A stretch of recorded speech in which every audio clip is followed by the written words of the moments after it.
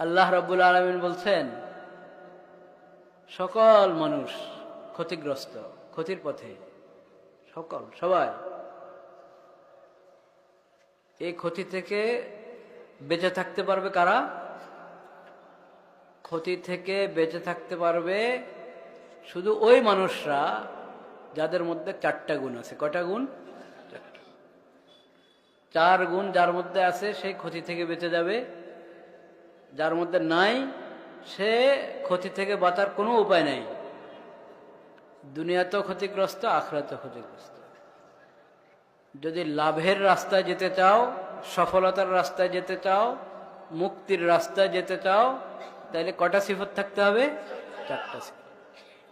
ইল্লাল্লাযীনা আমানু, 1, ওয়া আমিলুস সালিহাত, 2, ওয়া তাওয়াসাউ বিল হক, 3, ওয়া তাওয়াসাউ বিস সাবর, 4। ঈমান প্রথম হলো কি? ঈমান গ্রহণ করতে হবে, ইসলাম ধর্মে প্রবেশ করে পাক্কা মুমিন হতে হবে। ঈমান প্রথম সিফত কি? ঈমান। ইল্লাল্লাযীনা আমানু ওয়া আমিলুস সালিহাত, দ্বিতীয় হলো নেক আমল। দ্বিতীয় কি? 3, ওয়া তাওয়াসাউ বিল হক, হকের উপর মজবুত থাকতে হবে।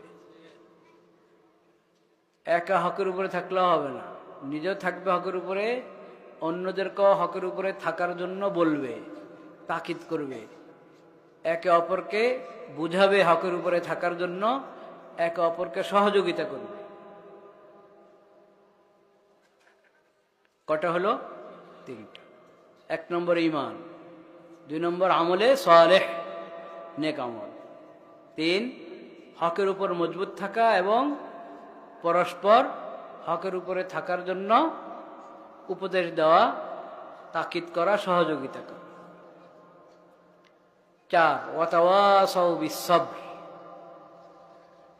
ঈমানের রাস্তায় থাকতে হলে, নেক আমলের উপরে নিয়মিত মজবুতির সাথে, দৃঢ়তার সাথে নেক আমল ধরে রাখতে হলে, হকের উপরে মজবুতির সাথে থাকতে হলে বিভিন্ন পেরেশানি আসে, কষ্ট আসে, বাধা আসে, বিভিন্ন অবস্থার সম্মুখীন হয় মানুষ, পরীক্ষার সম্মুখীন হয়। তখন হকের উপরে থাকা অনেক কষ্ট হয়ে যায়। এমন অবস্থায় ধৈর্যহারা হয়ে হক ছেড়ে দিলে হবে? তখনও কি করতে হবে? সবর ধরতে হবে, ধৈর্য ধরতে হবে, ধৈর্য ধরে হকের উপরে মজবুত থাকতে হবে। 4র্থ গুণ হলো সবর। নিজেও সবর করবা, অন্যকে সবরের জন্য বলবা, সবর করতে তাকিদ করবা, যে অধৈর্য হয়ে হক ছাড়া যাবে না। যেমন হালাতের সম্মুখীন হই, হকের উপরে মজবুত থাকবো, সবরের সাথে থাকবো।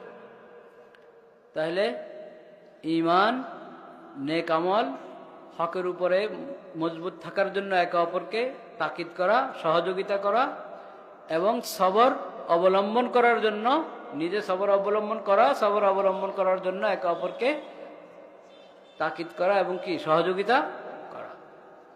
এই 4টি গুণ যার মধ্যে থাকবে সে ক্ষতি থেকে বেঁচে যাবে, সে লাভবান। 4টি গুণ যার মধ্যে নাই সে ক্ষতিগ্রস্ত। এজন্য আমাদের সবাইকে এটার ফিকির করতে হবে যে আমি যেন মজবুত ঈমানওয়ালা হয়ে যাই। নেক আমলের প্রতি যত্নবান হতে হবে। নেক আমল কাকে বলে? নেক আমল কাকে বলে? একজন বলবেন নেক আমল কাকে বলে? ভালো আমল কি? হ্যাঁ, নেক আমল নামাজ, হ্যাঁ, আর রোজা, যাকাত, আর হ্যাঁ হ্যাঁ কোরআন তেলাওয়াত, আর সহযোগিতা করা, আর আচ্ছা, মানে যাই বলা হচ্ছে সব হলো করণীয়, মানে যেটা যেটা করা দরকার ওই তালিকায় পেশ করছে সবাই, তাই না? নেক আমল হলো করণীয়টা করা, বর্জনীয়টা বর্জন করা, দুইটা মিলে নেক আমল। যেগুলো করার ওগুলো করতে হবে, যেগুলো ছাড়ার ওগুলো ছাড়তে হবে, তাহলে নেক আমল হলো। করারগুলো করতে থাকলাম, ছাড়ারগুলো একটা ছাড়লাম না, এটা আধা নেক আমল হলো। নেক আমলের অর্ধেক হলো, অর্ধেক হলো না। নেক আমল বলা হয় করণীয়টা করা, বর্জনীয়টা বর্জন করা। সুদ ছাড়তে হবে, ঘুষ ছাড়তে হবে, ধোঁকা ছাড়তে হবে, প্রতারণা ছাড়তে হবে, ভেজাল ছাড়তে হবে, মিথ্যা ছাড়তে হবে, মাপে কম দেওয়া ছাড়তে হবে, অন্যের হক নষ্ট করা ছাড়তে হবে, অন্যের উপরে জুলুম করা ছাড়তে হবে, আমানতের খেয়ানত করা যাবে না। যত বর্জনীয় ওগুলো ছাড়তে হবে, যত করণীয় ওগুলো করতে হবে। এই দুইটা মিলে হলো নেক আমল, আমিলুস সালিহাত, আমিলুস সালিহাত। পর্দা করতে হবে, বেপর্দা হওয়া যাবে না। পর্দা করতে হবে, বেপর্দা হওয়া যাবে না। পর্দা শুধু মহিলাদের কাজ, তা না? হ্যাঁ, শুধু মহিলাদের? সবার উপর। পুরুষের জন্য পর্দা ফরজ, মহিলার জন্য কি পর্দা ফরজ। এটা তো আলেম ওলামার এলাকা, এখানে এই কথা বলারই দরকার না যে কার কার সঙ্গে পর্দা করতে হয়, বলার দরকার আছে না? আপনারা সব জানেন, সব জানেন। চাচির সাথে পর্দা আছে? চাচির সামনে যাওয়া জায়েজ আছে? ফুফির সামনে যাওয়া জায়েজ আছে, খালার সামনে যাওয়া জায়েজ আছে, মামির সামনে যাওয়া জায়েজ জায়েজ। মামির সামনে যাওয়া যাবে না, চাচির সামনে যাওয়া যাবে না। খালা শাশুড়ি যাওয়া যাবে না। শাশুড়ি শুধু একজন। শাশুড়ি কজন? একজন, আপনার স্ত্রীর মা, উনি হলেন শাশুড়ি। আর যত বলেন এই শাশুড়ি শাশুড়ি, এগুলো হলো বাঙালি শাশুড়ি। কিতাব কোরআন এগুলোর শাশুড়ি বলে না। একটা দূর সম্পর্কে আত্মীয়তা আছে, সেটা হক আদায় করেন, আপনি খোঁজ খবর নেন, সহযোগিতা করেন, দোয়া করেন। কিন্তু শাশুড়ি বলে যে মনে করবেন যে আমার বিশেষ আত্মীয় হয়ে গেছে, এখন সামনে যেতে পারবো, এই ধারণা ঠিক? খালা শাশুড়ি, মামি শাশুড়ি, চাচি শাশুড়ি, ফুফি শাশুড়ি, আরো কত শাশুড়ি দুনিয়াতে আছে। কোন শাশুড়ি শাশুড়ি না। পর্দার দিক থেকে কোন শাশুড়ি কিনা শাশুড়ি না। সবার সঙ্গে পর্দা করতে হবে। এরকম ভাবে আপনার স্ত্রীর জন্য শ্বশুরকে, শুধু আপনার বাপ, আপনার বাপ হলো শ্বশুর, আপনার চাচা ওনার চাচা শ্বশুর, আপনার খালু ওনার খালু শ্বশুর। বলেন আমাদের দেশে তো সবাই শ্বশুর, বিশাল তালিকা শ্বশুরের, কিন্তু ওই তালিকা কোনো দাম নেই, পর্দার ক্ষেত্রে কোনো কি নেই। চাচা শ্বশুরের সামনে যাওয়া যাবে না, খালা শাশুড় খালু শাশুড়ের শ্বশুরের সামনে যাওয়া যাবে না, মামা শ্বশুরের সামনে যাওয়া যাবে না।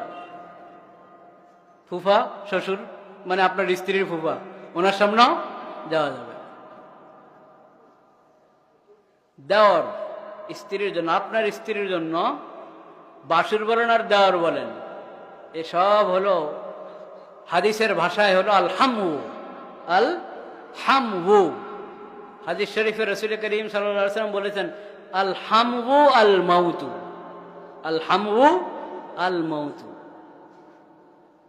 যে তোমার স্বামীর দিক থেকে যারা তোমার আত্মীয়, মানে তার ভাই, তার বড় ভাই, তার ছোট ভাই, সে বড় ভাই হলে সবই তো তার ছোট হবে, না সে ছোট হলে তার সব বাকি সবাই কি তার বড়।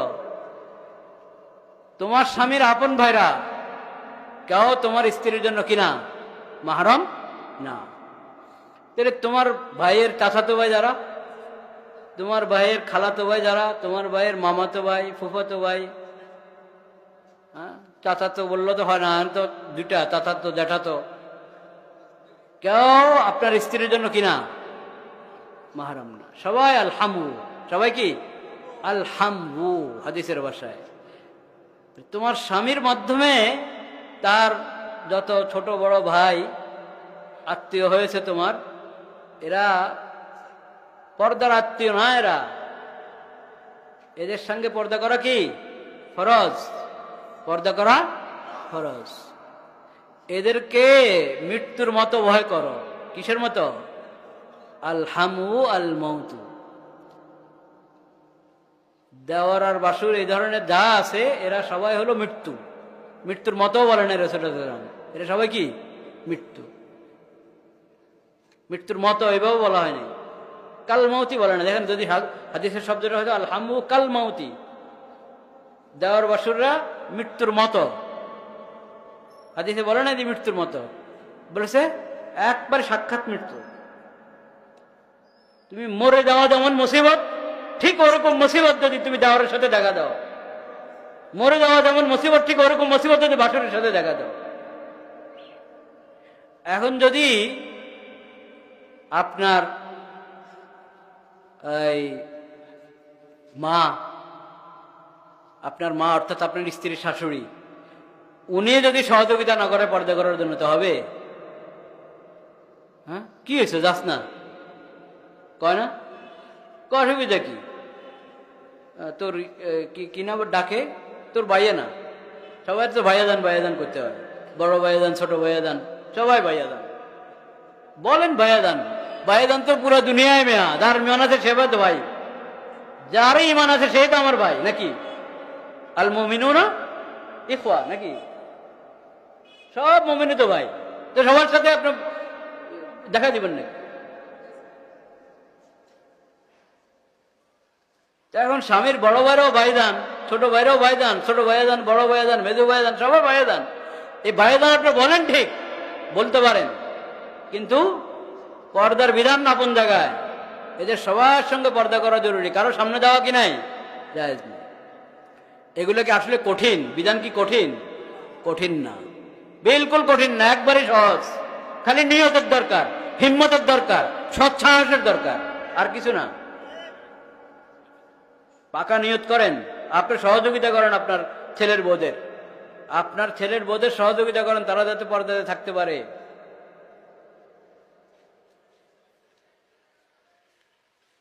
একবারই সহজ। বলবেন যে শাশুড়ি অনেক সময় অসুস্থ থাকে, তো এখন দেওয়ারদেরকে কে খাবার আগায় দিবে? দেওয়ারদেরকে আগায় দিতে হবে কেন খাবার? আমি আমার কথা বলি আপনাদেরকে, আমি কোনো সময় আমার মাকে বলি নাই, অন্যদেরকে দূর কথা, আমার মাকে বলি না যে মা আমার ভাত পাতিল থেকে ভাত নিয়ে যান, ভাত বাড়িতে না খাইও, আর ভোক লাগছে, আমার ভোক লাগছে, আমি পাতিল আছে আল্লাহর রহমত, রান্না যদি থাকে আছে, নিজে নিয়ে খেয়ে ফেলি, মারাই তো কষ্ট দেওয়ার দরকার নেই। আবার আপনার ভাবেই আপনাকে দিতে হবে খাবার, এটা কেমন কথা? ভাবেই খাবার দিতে হবে কেন? আচ্ছা, তারপরও দেখেন শরীয়ত কিন্তু কঠিন করে নাই, শরীয়ত কঠিন করে না। আমি না বললাম যে দেওয়ার দরকার কি, কথা ঠিক, যৌক্তিক কথা, কিন্তু এরপরও সবার কি আর একরকম হয়নি। অনেকে চায় যে না নিজে নিয়ে খেতে পারবে না, ওর দেওয়া হোক। তখন ওর মা আপনার অসুস্থ, দিতে পারছে না, তো ঘরে ভাবি আছে, ভাবিই দিবে, তো ঠিক আছে ভাবি দেখ, ভাবি খাবার প্রস্তুত করে, দস্তরখান প্রস্তুত করে রান্না করে চলে যাক, আরেক কামরায় ওর কামরায় ঢুকে যাক, প্রস্তুত করে দস্তরখান বিছিয়ে গেছে, সে সরে গেল, বাস তুমি যাও সালাম দিয়ে আওয়াজ করে সামনে দাও, দস্তরখান প্রস্তুত, তুমি খাও। আচ্ছা, আরেকটা আছে আতিনার কামরা, সামনের কামরায় বসে খাবা, তো মাঝের দরজাতে পর্দা লাগানো আছে, তো ঠেলে ঠেলে বাসনগুলো দাও ওইদিকে, পর্দার আড়াল থেকে বাসন পেলা দিয়ে দাও ওইদিকে, সে ওইদিকে বসে খাবে। মানে ইচ্ছা করলে সবই সহজ, শুধু নিয়তের দরকার।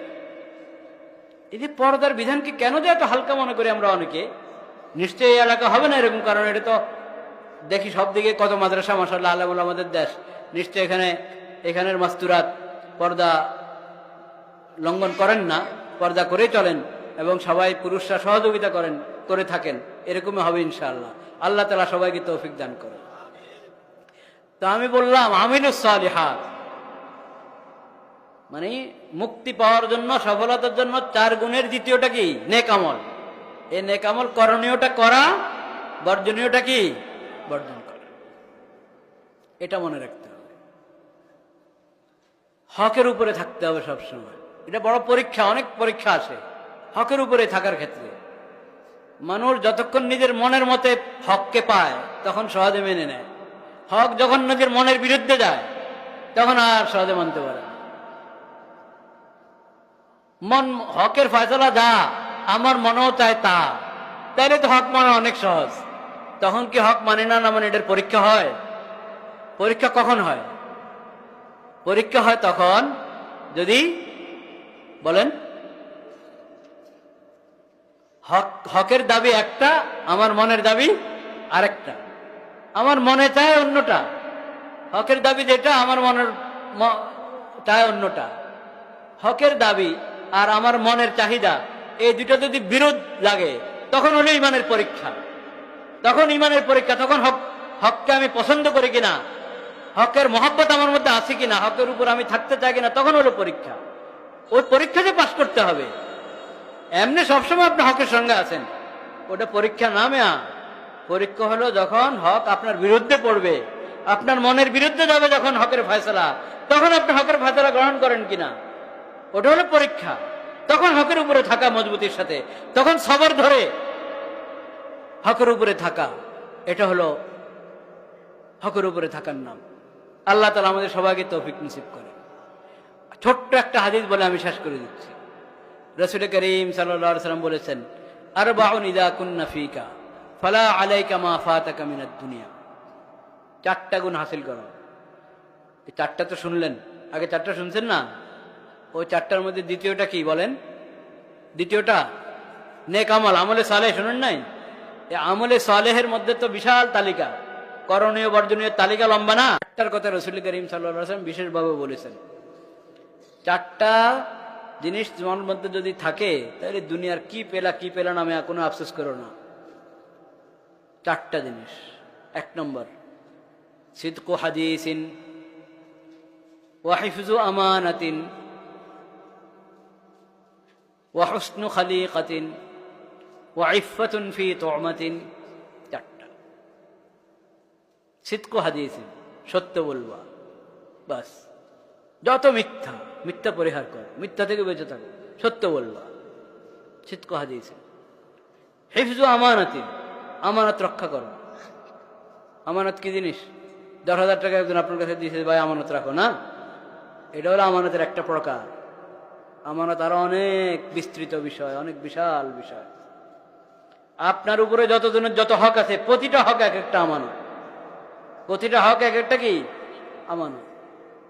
আপনার যে ডিউটি, যে দায়িত্ব, এই দায়িত্বটা, ডিউটিটা আমানত। আপনি চাকুরিজীবী, তাই আপনার যেখানে চাকুরি করেন এতটা থেকে এতটা আপনার ডিউটি। এই 6 ঘন্টার ডিউটি কথার কথা, বা 8 ঘন্টার ডিউটি। এই 8 ঘন্টার 6 ঘন্টার প্রতিটা মিনিট এক একটা আমানত।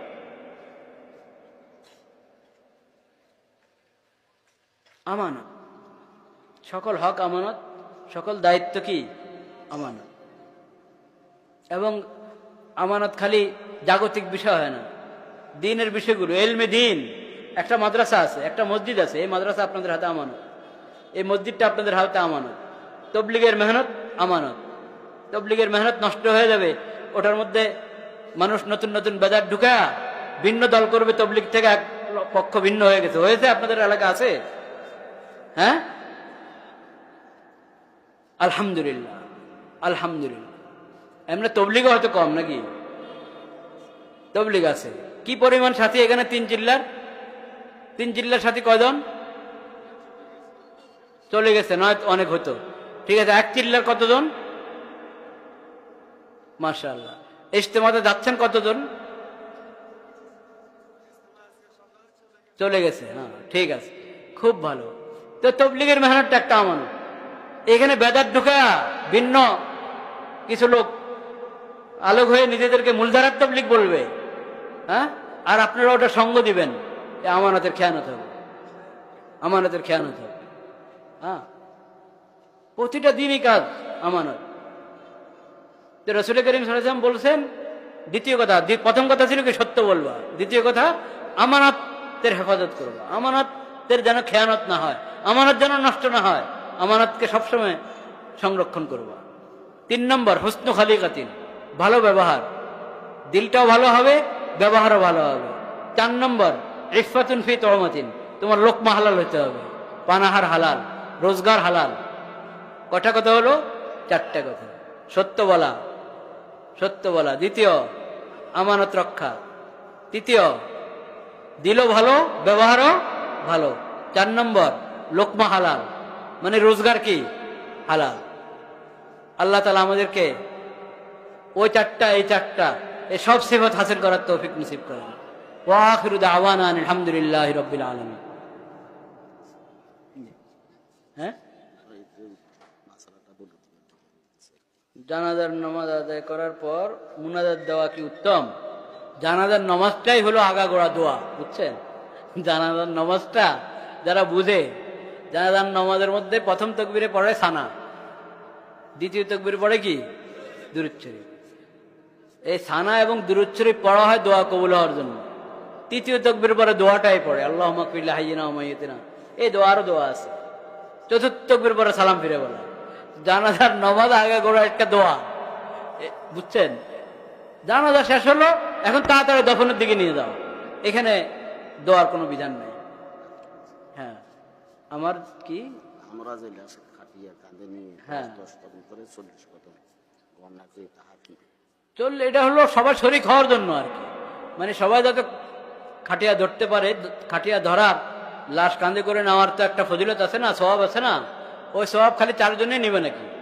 আরো লোক যাতে সওয়াব নিতে পারে সেজন্য কান বদল করে করে ধরান বদল করার জন্য এটা একটা পদ্ধতি কাউকে বলেছেন। এটাই হতে হবে, 10 কদম করে হতে হবে এমন কোনো কথা না। 10 কদম করে হলে কোনো মানা নাই, কিন্তু 10 কদম করে হতেই হবে এটা কোনো জরুরি কিছু না। বাকি স্থানীয় ওলামায়ে কেরাম যারা, শুনেন মাসালার ব্যাপার আমার একটা কথা হলো, স্থানীয় ওলামায়ে কেরামের কাছে মাসালা জিজ্ঞেস করুন। আপনি যেখানে আছেন সেখানে ওলামায়ে হাক্কানি নিশ্চয় আছেন, তাদের কাছে মাসালা জিজ্ঞেস করা হলো নিয়ম। এইগুলা বুঝি মানুষ বুঝে না, এটার কোনো কথা নাকি?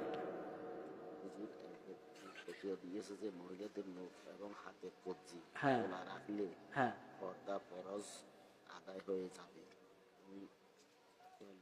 ও মানে মহিলাদের চেহারা যদি খোলা রাখে এবং হাত যদি দোনো হাত কবজি পর্যন্ত খোলা রাখে, এটা পর্দার ক্ষতি হবে না, তা?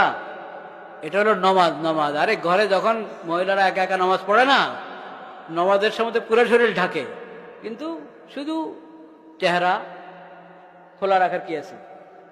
অনুমতি আছে না চেহারাটা নমাজের মধ্যে? নমাজের মশলা নিয়ে মানুষ পর্দার মশলাতে লাগাই দিচ্ছে, আর কিছু না। পর্দার মশলা ভিন্ন, নমাজের মশলা ভিন্ন। নমাজের মধ্যে কি পরিমাণ ঢাকবে সেটার মধ্যে চেহারার কথা আছে, হাতের কথা, এটা খোলা থাকতে পারে।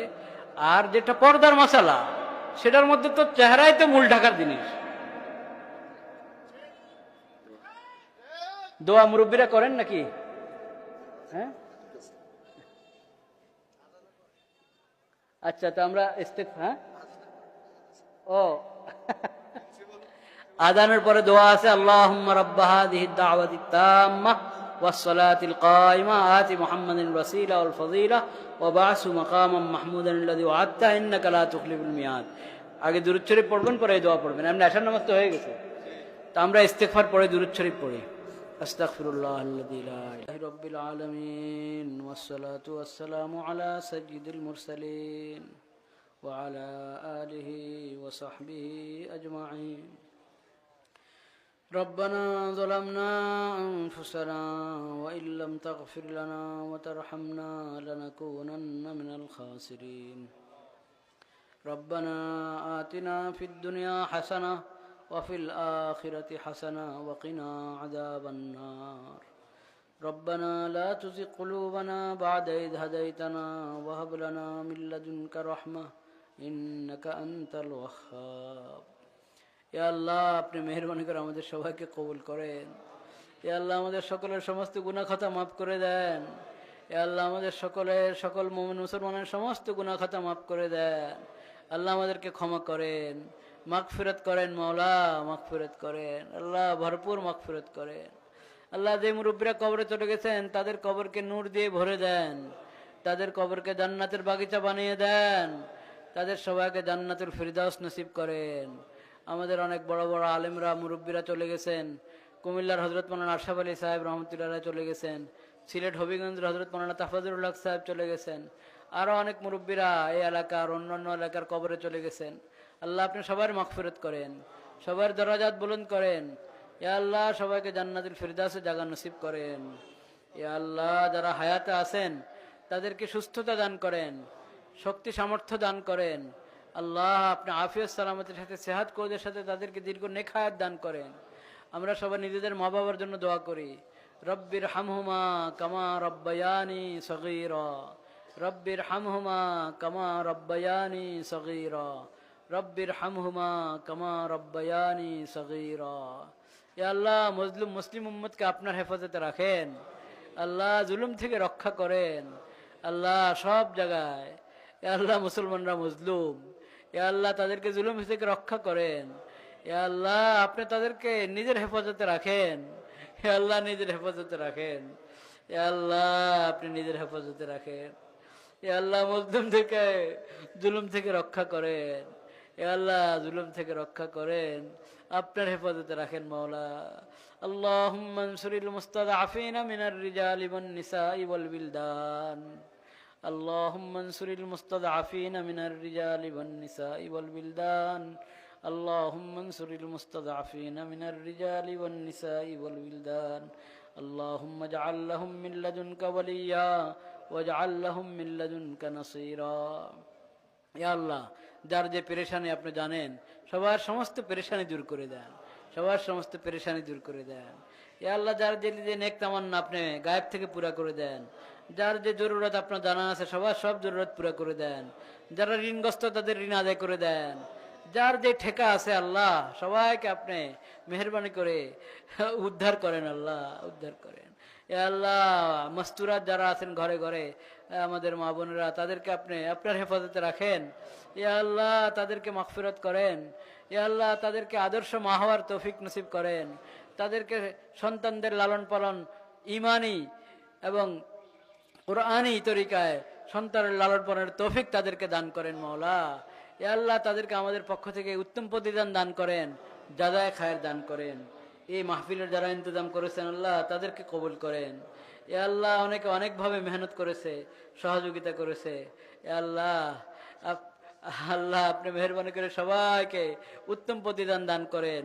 প্রশাসনের সহযোগিতা পেয়েছেন এখানে যারা ইন্তজাম করেছেন তারা, আল্লাহ ওই ভাইদেরকেও আপনি কবুল করেন, ওই ভাইদেরকে বেশি বেশি দিনের খেদমত করার তৌফিক নসিব করেন। ইয়া আল্লাহ তাদেরকে আপনি উত্তম প্রতিদান দান করেন। ইয়া আল্লাহ তাদেরকে আপনি ইজ্জত বাড়িয়ে দেন, সম্মান বাড়িয়ে দেন, বেশি বেশি আপনার দিনের খেদমত করার তৌফিক নসিব করেন, মজলুমদের পাশে দাঁড়াইবার তৌফিক নসিব করেন।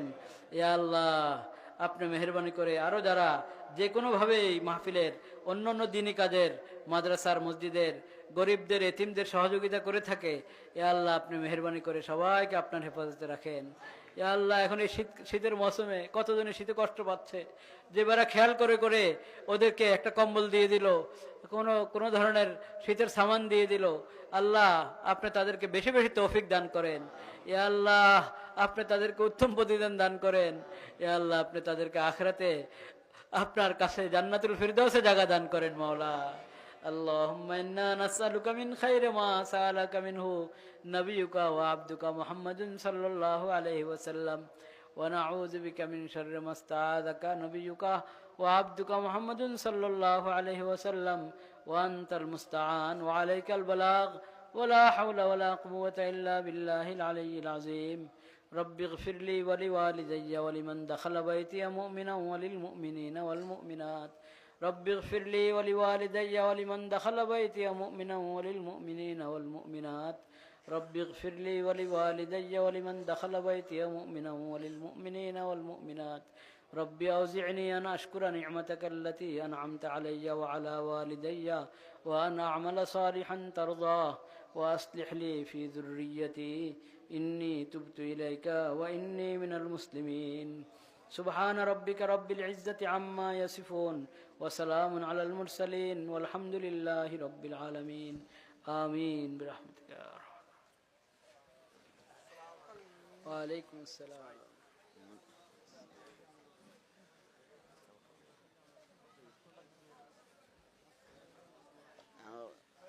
আসসালামু আলাইকুম। মাশাআল্লাহ, ভালো আছেন? আচ্ছা।